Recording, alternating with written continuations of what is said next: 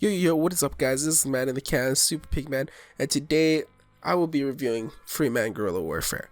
Now, there's a lot that I love about this game, but before I start, I would love to tell you guys that I have a Discord set up. I'll put the link in the description if you guys want to join and be a part of the community that helps me make videos. Just like you guys can request video ideas and stuff, or submit video ideas, and most likely I'll do them because, I'm kind of unoriginal. I'm just playing. But anyways, let's get talking about Freeman Guerrilla Warfare. So this game is very, very fun. I love it. I've been playing it a lot more recently because I heard that it wasn't in early access anymore. And let's just say Freeman Guerrilla Warfare in early access wasn't the best, but it wasn't the worst either.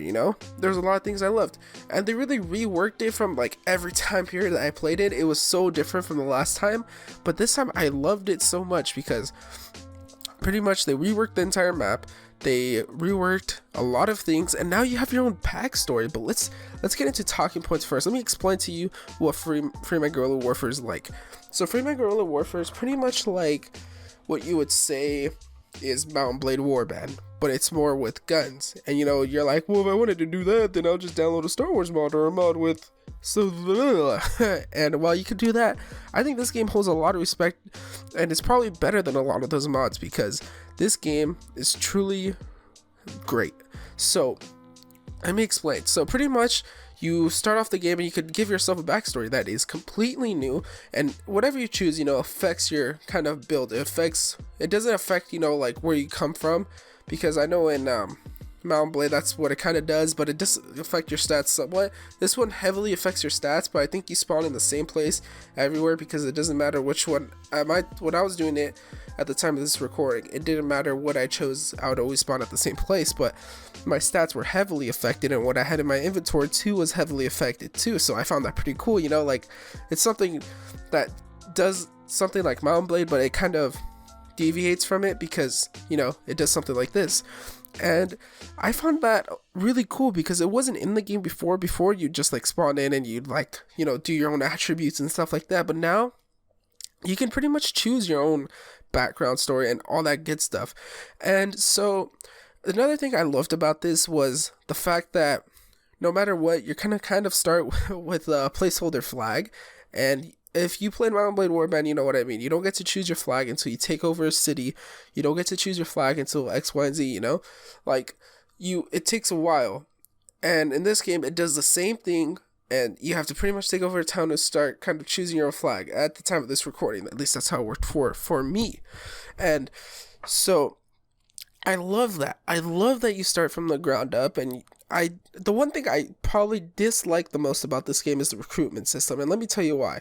Because it costs so much damn money to recruit somebody with their stuff on, and it's just a lot of money, and it's it's a true grind. If you've played the game and you're seeing my own opinion on it, it is a true grind to try to get these players or these recruits, right? So I wish that they do it more grouped up recruits, maybe 4 or 3 of them at a time that you can recruit, and depending on the price and stuff like that. But no, you have to pay the full let's say 12,000 for a certain troop, and I find that kind of ridiculous in a way. I feel like that's something I really don't like because it's just so much money just for one troop. And I get it, but the thing is that these troops should be disposable because they should because you don't know if they're gonna live or not through a battle. So that's one thing I really dislike.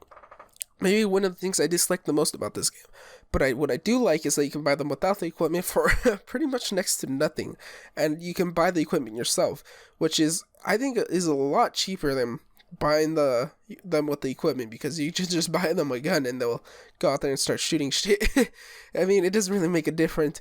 They're gonna do the same thing, but one is just more expensive.